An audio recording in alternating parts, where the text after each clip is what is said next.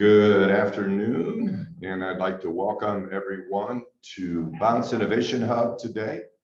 It is Tuesday, June the 7th, 1922, or 2022, 1922 would be a blast into the past. But we have a fun program planned today with our guest speaker, and you'll be hearing from her a little bit later. But as we open the meeting, I would like to invite Mr. Connor Jarvis up for the invocation. Thank you, Mr. President. So I'm not sure if anyone knew this, but today is National Chocolate Ice Cream Day. And yes, I know it's a big one. It was on my calendar too. But I was, seeing if there's any ice cream themed invocation, and I came across this little story. I thought had a nice message for the heart, and I'm just going to share that real quick. So last week, I took my children to a restaurant. My 6-year-old son asked if he could say grace. As we bowed our heads, he said, "God is good, God is great. Thank you for the food, and I would thank you even more if Mom gets us ice cream for dessert. Liberty and justice for all. Amen." Along with the laughter from other customers nearby, I heard a woman remark, "That's what's wrong with this country. Kids today don't even know how to pray. Asking God for ice cream? Why, I never." Hearing this, my son burst into tears and asked me, "Did I do it wrong? Is God mad at me?" As I held him, I assured him that he had done a terrific job and God was certainly not mad at him. An elderly gentleman approached the table. He winked at my son and said, "I happen to know that God thought that was a great prayer." "Really?" my son asked. "Cross my heart," replied the gentleman. Then in a theatrical whisper, he added, indicating the woman whose remark had started the whole thing, "Too bad she never asks God for ice cream. A little ice cream is good for the soul sometimes." Naturally, I bought the kids ice cream for dessert. My son stared at his for a moment and then did something I will remember for the rest of my life. He picked up his sundae and without a word walked over it and placed it in front of the woman. With a smile, he said, "Here, this is for you. Ice cream is good for the soul sometimes." Thought that was a heartfelt message. So thank you. Here you go, Steve. Wow, what a great story. What a great story. So now if you would join me in the Pledge of Allegiance. I pledge allegiance to the flag of the United States of America and to the republic for which it stands, one nation, under God, indivisible, with liberty and justice for all. And now the four-way test. Is it the truth? Is it fair to all concerned? Will it build goodwill and better friendships? And will it be beneficial to all concerned? All right, thank you. You can be seated. And welcome to everybody who is joining us on Zoom today. And today's guest speaker will also be sharing from Zoom with us in a little bit. But I'm not normally this informal when it comes to our Rotary meetings. But as you can see, and I know that Cheryl had mentioned in the newsletter, I'm in the process of getting my left elbow healed.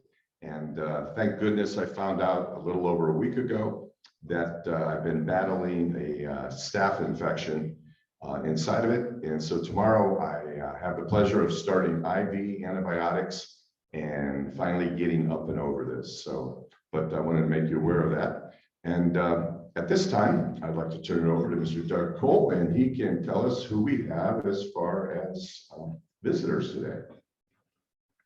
Thank you, President Steve.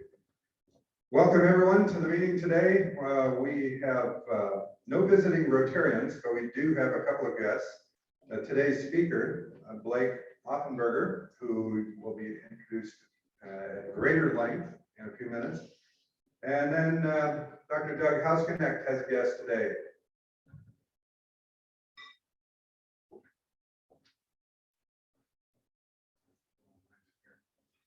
I'll introduce Charles McLean, who's one of our Rotaractors, and he was out of town, and he's back in town, and he's out of town, but now he's back for a good while, I think.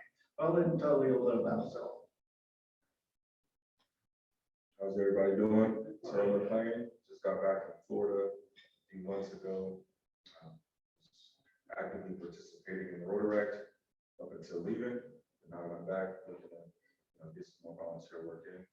I recently started jungle movement demolition business while I was in Florida, looking to transition that back over to Ohio as well. So nice to meet everybody.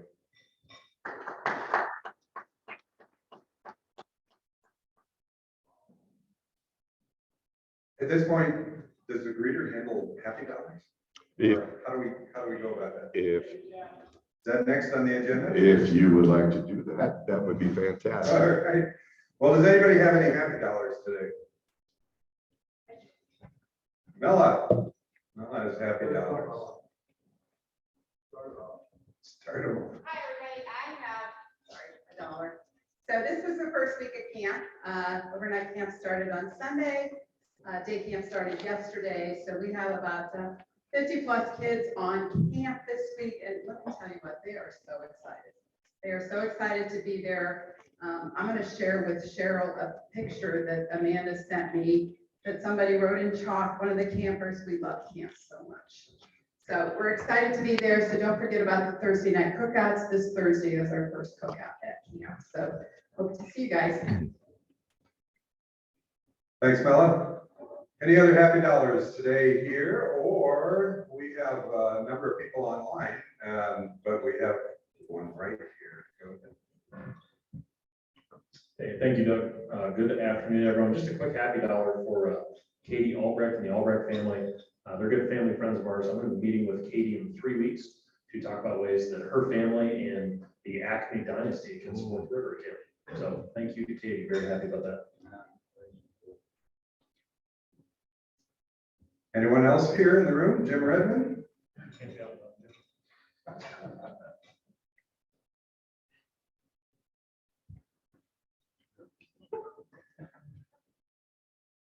I wasn't ready.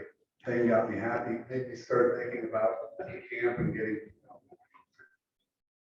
fabulous people in the area to the event. Mella forgot to mention, I know she's happy about it, but in a quick, what is it, 2 weeks? On the 30th of June, we're having a chili open night out there. And I know I just came from a supporters company this morning, and he's gonna try to bring up somebody new on that night. So that would, that's one of the happiest nights of the year out at the camp, because everybody gets to come see why we do the chili open. So just a reminder to everybody here and on virtual land, it's a great night. We'll probably have 30, 40 guests. Kids will be there. And for those who haven't been out to the camp, that'll be a great time. So that makes me really happy. And I was going to go back to the office and tune in, and I'm happy I stopped there because construction in Akron, you can't go anywhere. So all of a sudden, I'm like, I'm down here, so it's great. Remind everybody the date again. June 30th, 5:30. For the chili open sponsor, yeah. Great, thank you. Again, anyone need to raise your hand virtually or? You got one behind you. Stu Buchanan. Hello. I hope you can hear me. Yeah, Can you hear me? we're good. I have 10 happy dollars. I'm excited because I'm in Houston at the International Convention, and what a great time I'm having with Julie Brandel and Linda Farkas are here with me. And we're excited about everything. Even a lady from Ukraine whose husband is on the front lines spoke to the group. She's a doctor at the hospital and working and taking care of people. It's just simply amazing, all the things you hear. In addition to that, $5 for Houston and $5 for End Polio Now for my baseball game, which is coming up on July 13th. I want to make sure we get lots of people there because I found out many more reasons why we need to raise funds for End Polio Now. They're down to 9 cases in Afghanistan and Pakistan, and they talked about all the things that are being done in those countries for polio. So I'm excited and happy to see everybody. I just wanted to get on and say hello from Houston. Thank you. Stu, thanks for representing.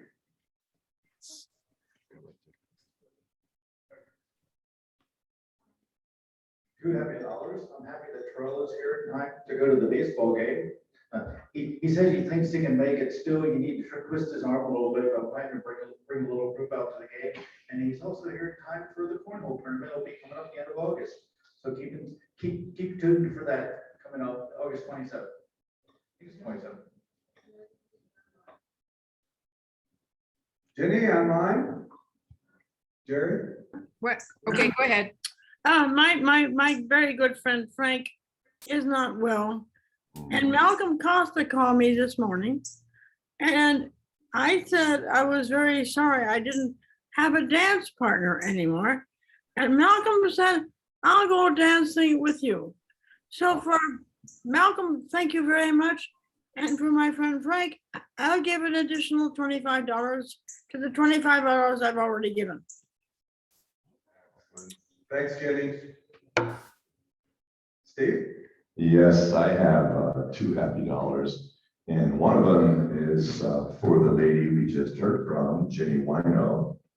She and her daughter Jerry had invited my wife and I to join her last Friday for the kickoff of the First Fridays out in Kenmore that we are supporting with our Rotary grant in providing music. And they do them seasonally. They start in June in October, I believe. And they're a real fun time.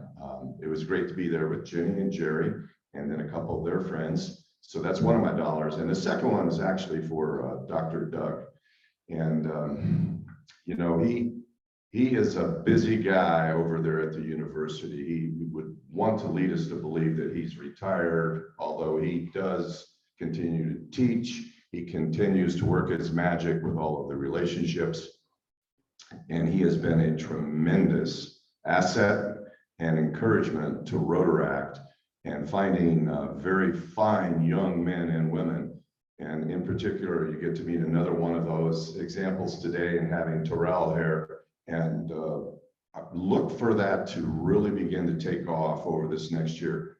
The Rotaract played a huge role in the success of the Be the Match program that we initiated, and you'll be hearing about more next year in coming up with donors, blood, well, actually bone marrow registry, and being able to help end cancers, blood cancers. And so, Dr. Doug, just want to let you know how much I appreciate you and how much this club appreciates you for the magic that you continue to work at the University of Akron. So.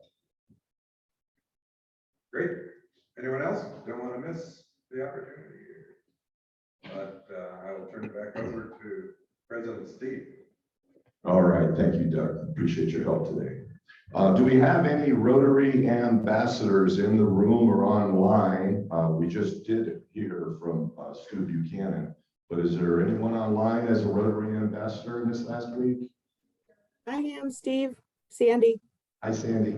Hi.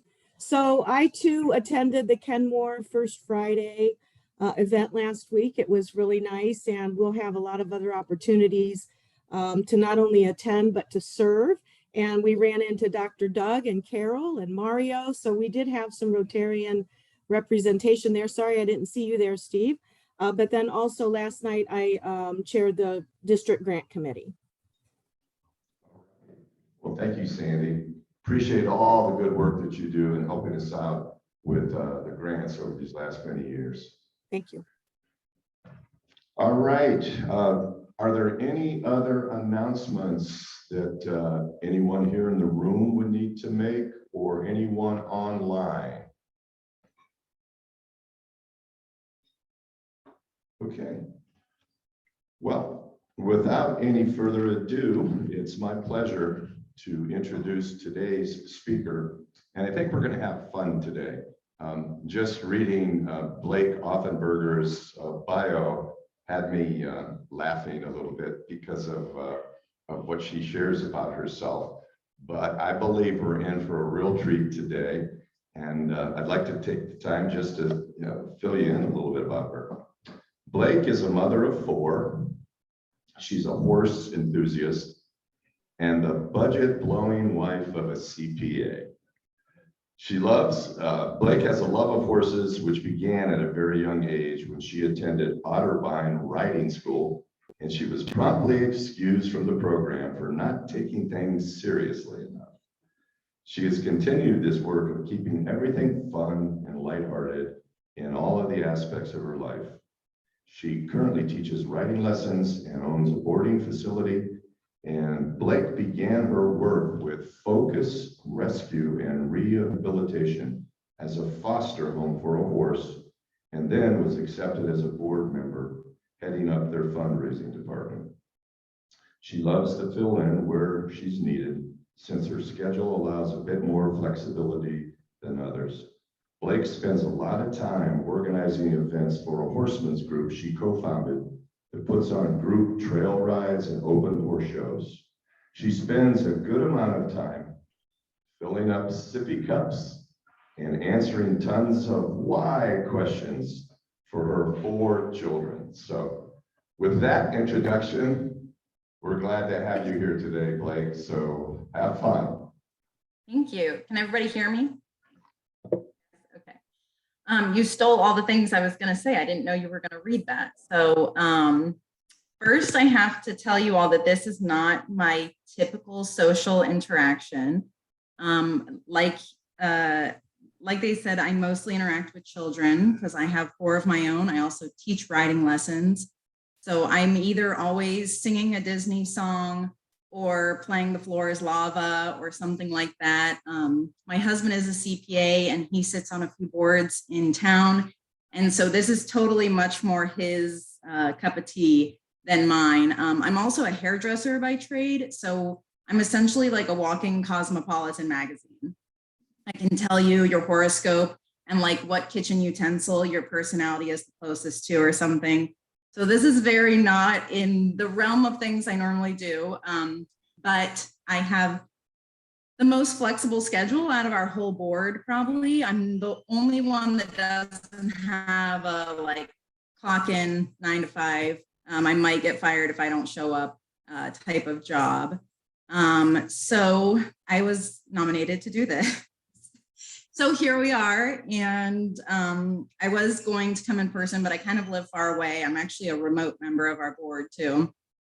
But I ran the social media for our salon for a lot of years. So I just kind of like fit into their group kind of, I guess, easily. And I do a lot of fundraising for my other horse group. So yeah, like I said, I fill in kind of where I can. I work on our website a lot. I do a lot of our social media stuff. I do a little bit of our fundraising, and anything that requires any time in the middle of the day is kind of up to me because my crazy flexible schedule. So that's a little bit about me. I do live on a horse farm, actually in Bremen, Ohio, which is just east of Lancaster. And I got involved with Focus Fostering a Horse. It was probably 3-ish years ago. I was looking for a horse for my family, and it's actually kind of funny. So I put an ad online that said ISO, in search of, and I listed all the things that I wanted this perfect horse to be. And at the end, I put absolutely no rescues. And Rebecca, our founder, who is very passionate about what she does, private messaged me and said, I just want to know why you're so against rescues. And I said, because they're all crazy, right? And so she convinced me that they are not all crazy. And I fostered a horse for them for a while and just kind of built this relationship, particularly with Rebecca, our founder, from there, who is also extremely helpful to me with my own personal horses. I send her a little video clip of some horse doing a weird thing. I'm like, what do you think is going on here? And she just has this mountain of experience in working with sick horses or hurt horses. So she's definitely somebody I fall back on, taking care of my own farm, which is nice. So that's how I got involved with Focus. And I guess I'm going to share my screen here and talk about Focus now and not about myself, which is nice. And I really wanted to come in person, but now I'm glad I didn't because I'm sweating through all of my clothes. I'm so nervous to publicly speak like this. So, okay. Let's see. And you guys tell me if you can all see this and everything. Does it look good? We can all see the Focus. Okay, I kind of see it in the corner there. I see. Okay, so as you guys know, we are Focus Rescue and Rehabilitation. And we were established in 2017. Oh, I gotta move this over. Hang on a second here. I gotta swap my little screen guy. We are a nonprofit organization, We are dedicated to saving equines who have been forgotten, neglected, abused, and are slaughter bound. And I have all this information on here. I'm not going to read it all, obviously, that would be boring, but I thought I'd put it all on there in case I wanted to send this to anybody. If any of you want to read the entire thing, it's all there for you guys to read. So this is a little bit about our founder, Rebecca, who I was telling you about. She has been passionate about rescuing animals for literally forever. And from a very, very young age, which her mother was not a fan of, obviously. Nobody likes bringing in crazy stray animals and stuff like that. But you never really outgrow being a horsey girl, as I call them, a horsey girl. And so it just developed into having a love for horses in her adult life. And then she actually worked with another rescue and saw kind of in the area how big of a need there was for this type of animal rescue. There's a lot of dog rescues and stuff like that. Horse rescues are kind of too far and few between because of the logistics of rescuing a horse, I think is the main thing. Like I always say, like in the room you guys are in right now, look around, how many dogs could you snap if you had to rescue them? Quite a few. How many horses could you fit in the room? Probably none. Maybe one, but it would be very awkward, right? So it requires, you know, a certain type of facility and also knowledge and stuff too. So she saw this need and decided to open her own rescue and made it official in 2017. We get horses from a variety of places. Right now, the bulk of the horses we take are law enforcement seizures. We do also take owner surrenders. We collaborate with other rescues and occasionally from auctions. So as far as owner surrenders go, we take horses who the owners can no longer care for their horses because of financial reasons, health reasons. A lot of times the owner gets very sick or possibly even terminally ill or something, and they want help finding the best home for their horse. And we do a lot of vetting of all of our adopters. So a lot of times they will just surrender their horse to us in hopes that we can find them a better home than maybe they would be able to on their own. We don't take horses that are no longer useful to people. So if a horse is a little bit like can't be ridden anymore and the owner just doesn't have a use for it anymore, we don't take those, but we do try to facilitate finding a new home for them. We have a pretty decent sized Facebook following, so we will use that platform. We also help vet people who would like to take that horse because we have kind of this method of going through people's lives and making sure they're suitable to own a horse. We collaborate with lots of rescues, kind of all over Ohio and also upstate. And basically that comes into play if a lot of times there's a large seizure of animals, 6 or 10 horses, and maybe 4 rescues will go in together and all of us take 2 or 3 or something like that. Or if it's like a pregnant horse that's going to have a baby, not everybody's facility can accommodate that, or it could be a stallion, and that kind of presents a whole other set of issues. So we collaborate with other rescues a lot to try and figure out where's the best place for this horse to be. And also sometimes by like adoptability and like geographically the area they're in. We don't do a lot of auction type things anymore just because we stay so busy with law enforcement cases, but on occasion and in the past, we have gone to auctions and take horses who we feel like will just end up either in the slaughter pipeline or getting traded around a lot and then eventually ending in the slaughter pipeline or something to that effect. And as far as our role, we've been working with local law enforcement since about 2018, primarily Portage, Summit, and Trumbull counties. And one of our most notable cases was Portage County in 2021. 6 horses were removed from a property, and this horse to the right is Zeus. he was the most severe case that we had in that group.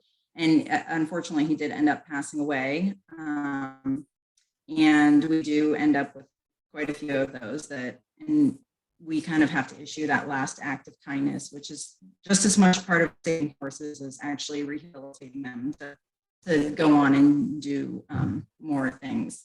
If a horse is going to pass away, we would rather it be in a humane way, obviously. Animal abuse in Ohio, actually 1 in 4 cases involve farm animals or livestock. It's a lot less publicized and the cases are harder. I guess there's not as much, what's the word I'm looking for here? Punishment. There aren't a lot of prosecutors or judges who are knowledgeable in animal abuse laws.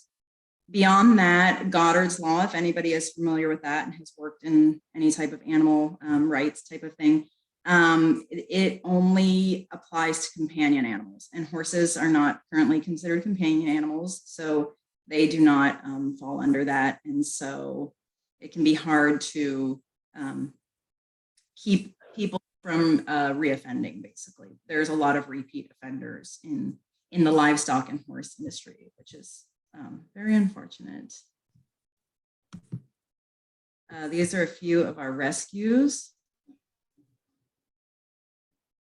Horses taken, horse in the top left, that's Zeus again, and that's a sling supporting him. He couldn't stand up by himself, so he had to be supported by a sling 24 hours a day. And just a few of the other horses we've taken in here. Because I know you said this was going to be fun, and now I'm making it really not fun. I'm sorry. It got really sad really fast. There's a few other horses, and obviously we all kind of have a general understanding of what a horse's feet are supposed to look like, and it is definitely not this. A few other horses, just very emaciated, which is underweight, skinny.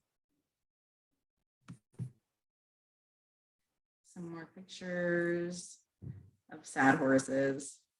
My husband said this was really depressing. I shouldn't show it. I was like, I think it's important people see it. So,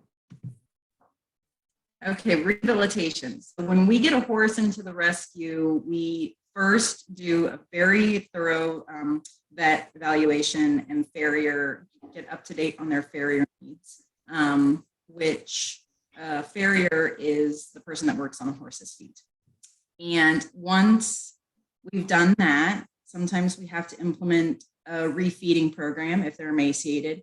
And we use UC Davis in California, their refeeding program. It's extremely successful. It's very well known and respected.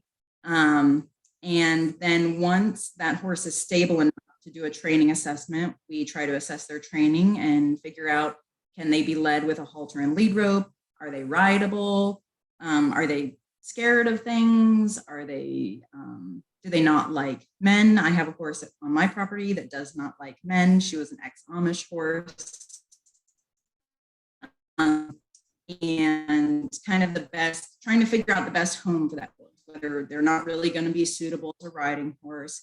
They're not good for young kids, better for a smaller rider or a bigger rider, or somebody who's really soft with their hands, so they're not pulling on the horse's face a lot. And that's how we determine kind of where to put that horse with what type of owner to ensure that they stay, hopefully, with a new owner forever and no more trading around and stuff like that. So we really try to make sure, you know, we don't just list the good things about the horse. If there's some quirks, as I like to call them, or some bad things about the horse, we try to be very upfront about those things, make sure it's something that the new owner can handle, so that horse doesn't get returned. And that is the other thing, we always back all of our horses so they don't keep changing owners. If a horse doesn't work out, return it to Focus, and then we find it a new home. So we have this lifelong commitment to each horse that comes to our rescue. Our adoption process, everybody has to fill out a pretty thorough application. And I did it too when I fostered, and I was like, oh my gosh, I don't even know the answer to half these questions. So we require pictures of fencing and the barn and any other animals on the property to make sure they're all in good condition. Obviously, somebody sends us a picture of another horse and it's underweight and stuff, we know that's not going to be a good fit. Vet and farrier references, or that you're an established client with them. The hay supply, because that's something important that horses need every single day. And if you only have 2 bales of hay, that's probably not gonna get you very far. Just to make sure that, you know, everything is set up for this horse for long-term success. And if it's a local farm, we do a farm visit. If it's far away, we just have people send us pictures, lots of pictures of their barn and their fence and stuff, personal and professional references. So we can call those people and make sure that the photos they sent us are an accurate representation of their property, all that stuff. Since we've opened, we have had nearly 300 horses in our facility, with over 250 successful adoptions. Some horses that are unadoptable because of behavior or health issues, they require just like too much maintenance for somebody to want to take on full time, go to a permanent foster home. We have a lot of those people who are willing to open their barns to that situation, which is great. And this is one of our favorite success stories. She came from that Portage County case, and as you can see, she's very, very underweight in the first picture. And this is her with her adopter, who's actually one of our volunteers, and literally looks like a completely different horse. It's so crazy. I love those pictures. Here's a bunch of our other adoptions. All 3 of these little kids up in the top.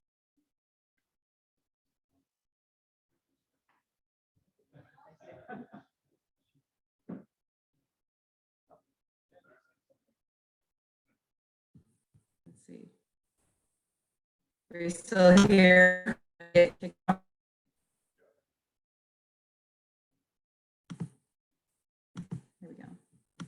Okay, we're back on. I think I got booted for a second.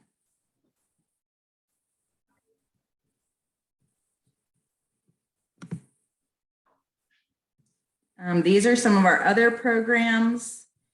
We have a peer empowerment program, community service fulfillment, veterans outreach, which is a new thing we're starting, and an owner relief fund. Is it's a lot of youth. It tends to be a lot of youth, but we do have some adults too. And it just really helps build aspects of social and emotional development.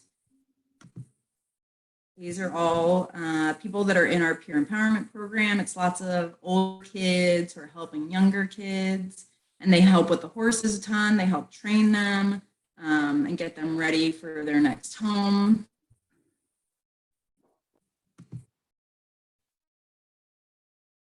Help with barn chores, which is so, so important. When you have a horse, it's not just about riding and having fun. There's so much work that goes into it and care required. Riding only makes up, a teeny tiny piece of it. And then there's this, I love this picture of the girl doing the cartwheel next to the horse. I don't know if that's up there yet. We do this to desensitize horses so they're not afraid of like people moving quickly around them and stuff. So we have people cartwheel next to them, which the kids love to do. It's good for the horses. That's kind of a funny picture. Everybody's like, why is that girl doing a cartwheel next to a horse? Some more pictures. Helping in the barn, taking care of baby horses, which we have a bunch of right now. Loading and unloading hay. So these are some testimonials from parents of youth. And I can move this little thing. Maybe I can just hide it. Okay. And they're obviously very long testimonials, so I just highlighted a few sentences I wanted to read to you guys. Focus Rescue and Rehabilitation Farm began as a wonderland in the eyes of a young girl 2 years ago. It has growth in all areas of life. At school, she increased reading scores by 40% within the first year of volunteering.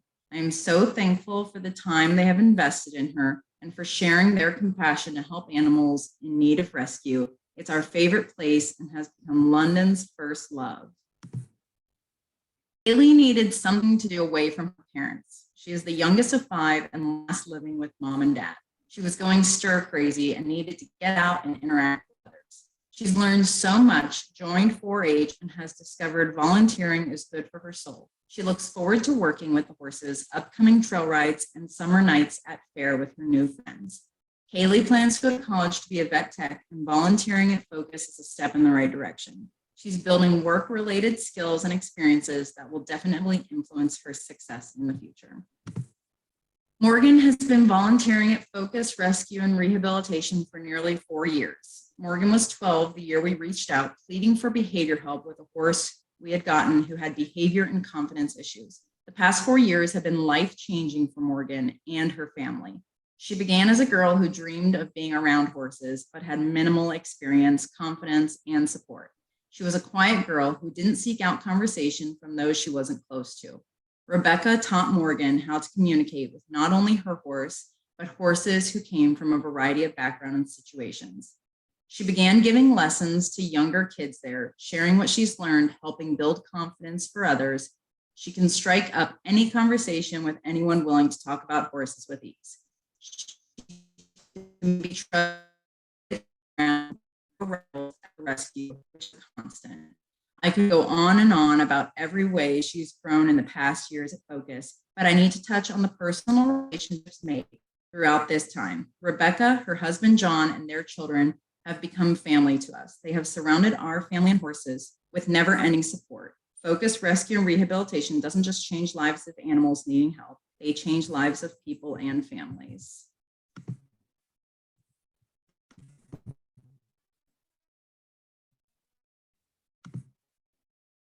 Okay, and then our other programs, we are a community service fulfillment center.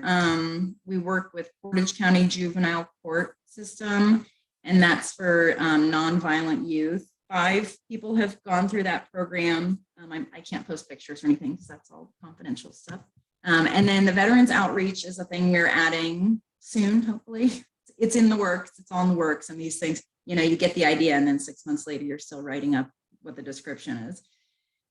This is really important to Rebecca specifically, as she is a veteran. She was in the Navy. She has also helped with the county's Veteran Service Commission, and she knows how important it is for veterans to have a sense of purpose, belonging, and connection with community. Horses really help people who are reluctant to seek professional help with things like PTSD or even just speak about their traumas. They're just like the most calming animals. And even here teaching lessons at my property, it's like all the quiet kids start to come out of their shells. It's a really neat thing to see. And then the last program is our Owner Relief Fund, or Hay Bank. So we will help owners keep their horses if they're what's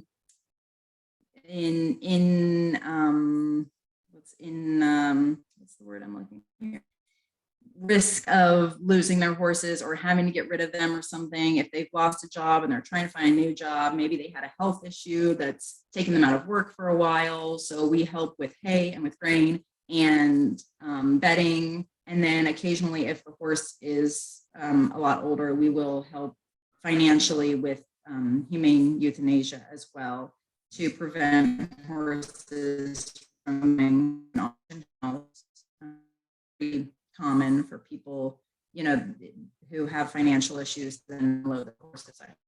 It's a really quick, easy way to sell your horse, and unfortunately, but it is not a good situation for most horses. Obviously, you can see from these pictures, these are all auction houses from an auction in Ohio, actually. And if they go there and they're not bought by an individual, a lot of times they're bought by a meat buyer, and they're shipped thousands of miles on a truck, just like cattle or anything, without food and water. And a lot of them die along the way, and to some place that allows horses to be slaughtered, which is typically like Canada or Mexico. The US doesn't allow it, but we don't prevent them from being shipped out for it either. So Focus is completely volunteer based. All of our board members volunteer their time. We all have real jobs, except for me, and real families and animals and our own farms and stuff to take care of. It's a mission that we all feel very strongly about, saving these horses and helping rehabilitate them. And I think that's it. Thank you. The last slide here. I made it. I made it through the whole thing. Didn't pass out or anything. Okay, and if anybody has any questions, I will try very hard to answer them. Blake, thank you for your presentation. Now that you've done this, you can start your own speakers bureau, you know, and now that you're experienced, Yeah. nervous the next time, and it'll be great. A lot of interesting information. Are there any questions that the group in the room here? Yeah. Hey, Blake, thanks. It was great. Where is your facility at? Do people come there only, or the horses, can they go places for riding, or how does it work? When they, okay, wait, what was the question? If they come to the facility, is that what So you're where asking? is your facility, and is all of the training, the volunteering, and riding done at that facility? So for the most part, it's in Mogadore. I think I'm saying that right. I guess there's a debate about how it's pronounced, but that's where it is. Mostly, did I get it? Yeah. Okay, good. Because, you know, we're near Lancaster, and we're real funny about how you say Lancaster. It's not Lancaster, it's Lancaster. So pretty much everything takes place at Focus. Yes. If anybody's gonna, like, all the kids ride there, all the kids who are helping with the peer empowerment, everything pretty much takes place at Focus. Like I said, we have a few permanent fosters, but for the most part, volunteers and things like that don't really go there. So it all happens in the same place. And actually our founder lives on the premises. So it's actually her farm. So it's where it all goes down, where all the horses are, where all the fun happens. Any other questions? Yeah, thank you. This is kind of a sad question, but what happens when a horse passes away? Oh, no.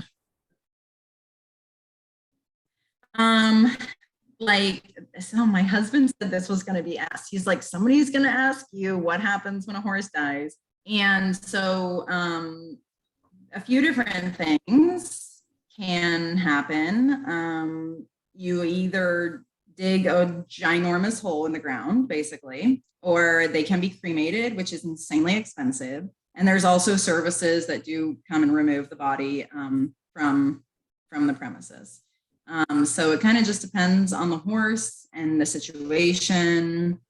Some universities like OSU will sometimes take a horse for students to learn like a body, just like a cadaver horse, you know.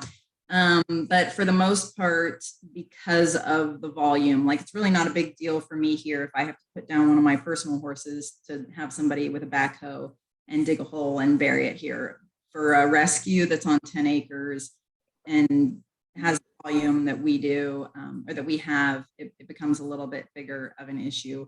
So sometimes those services will come and take the carcass away, as brutal as that sounds. And that's pretty much it. The process of putting a horse down is honestly an absolute logistical nightmare. You know, when it's your dog, you get to put them in the back of your car and they lay down and you snuggle with them and stuff. And it's very different with a horse because horses stay standing, first of all. So when you essentially start still standing, it is a very kind of violent fall to the ground. And then obviously there's this logistical issue of now what do we do with the horse's body? So yeah, like I said, it's an absolute logistical nightmare to put a horse down, but something we have to deal with, unfortunately. Did that answer the question too much? Did I answer it too much? And where's the nearest horse crematory? That's a great question, and that I don't know the answer to. And actually, Rebecca, I'm sure, knows the answer to that. I try and stay out of that side of this as much as possible. Anytime a horse, something like that happens, I am very, very thankful that I am a remote member. Like we just had a baby horse that we rescued and took in, and she was just on the decline from the minute we got her. And we did everything possible. I mean, like bags of fluid all night long, warming lamps, just anything you could possibly do. And she did not make it. And it was just like the most tragic thing, obviously. And I was just so, so happy that I was down here near Lancaster and not up there having to really kind of be a part of it. So there's definitely moments where being the remote member has for sure. Great, thank you, Blake. Any other questions? Mm-hmm. Hey, Blake, since you have your own horses and you're very much involved with Focus, on average for folks like you, how much time is spent daily with properly taking care of a horse? And then in conjunction with that, if you're looking at the costs of hay and feed and grooming them, what does that look like maybe from a monthly perspective?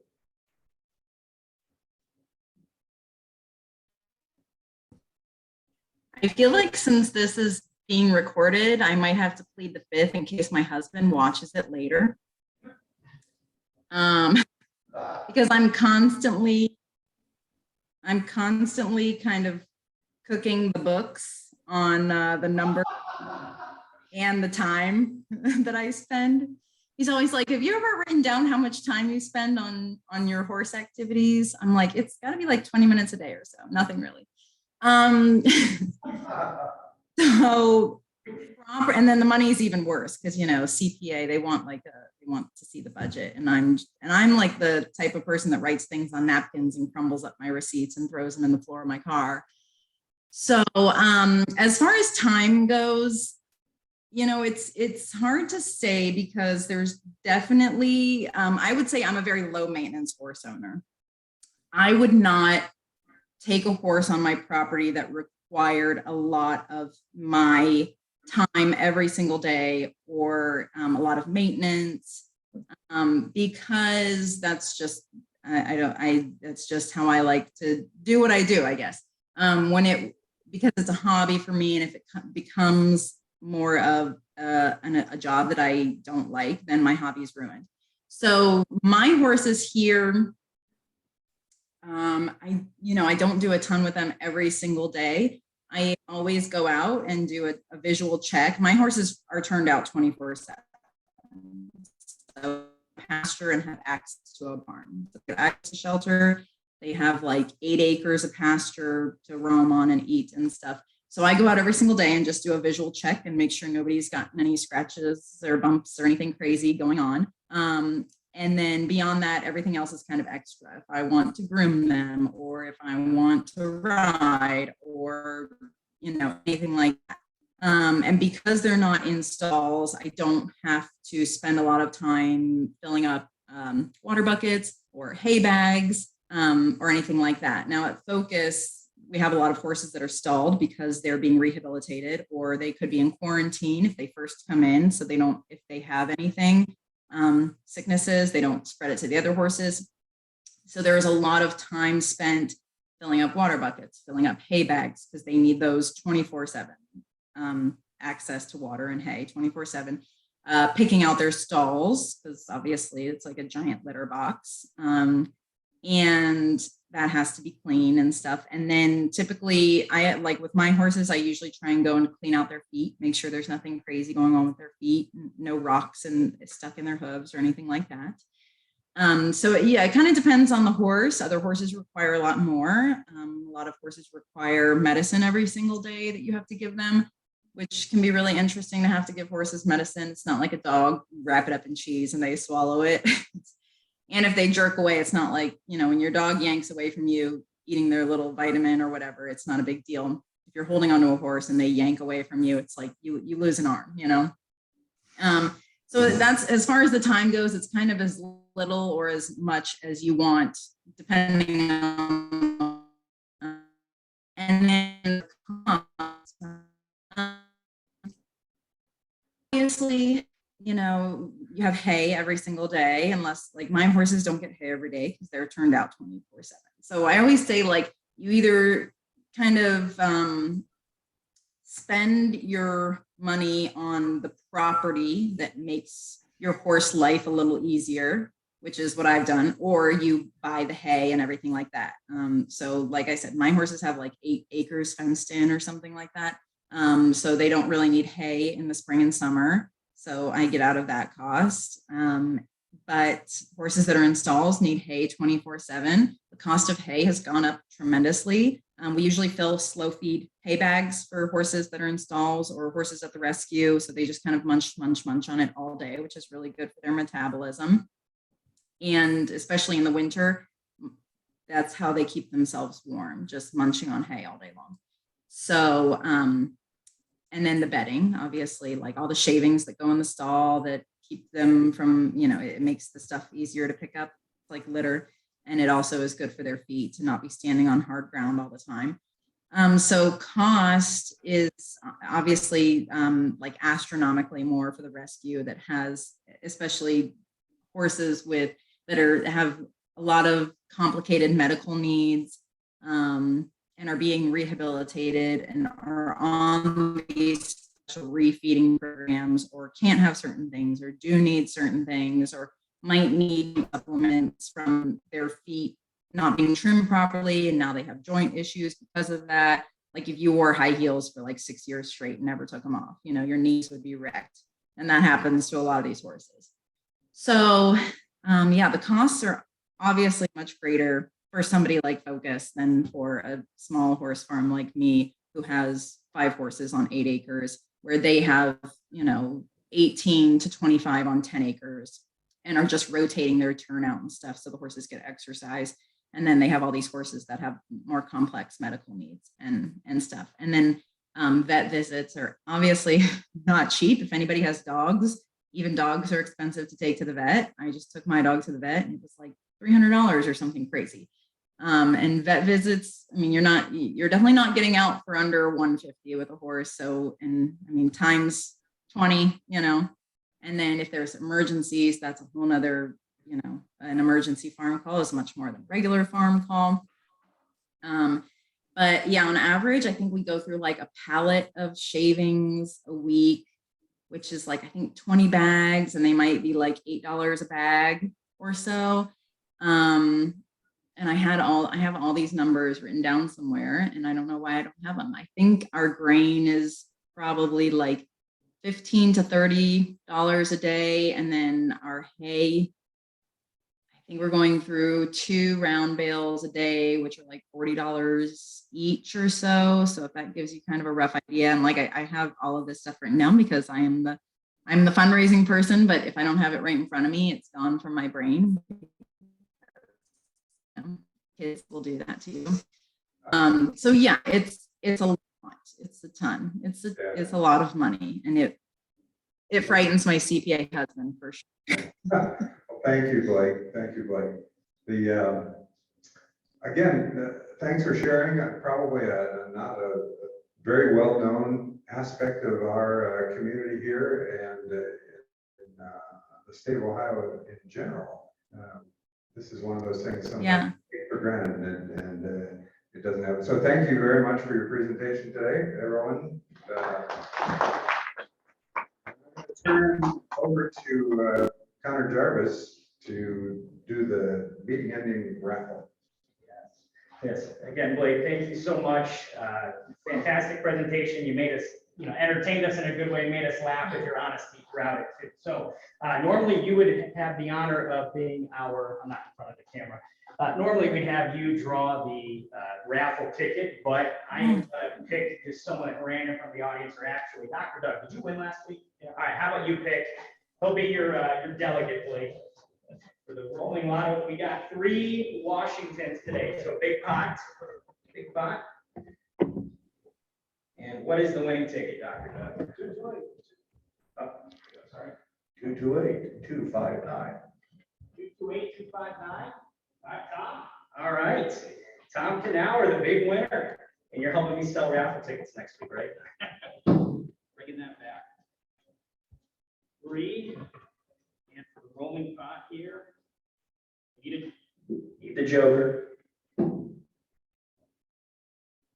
Queen of spades. All right, the pot continues. Thank you so much. Steve, back to you. All right. Well, thank you, Connor, and Blake, thank you. And I hope we didn't get you in trouble by asking that last question about costs and time. But thank you for the work that you're doing.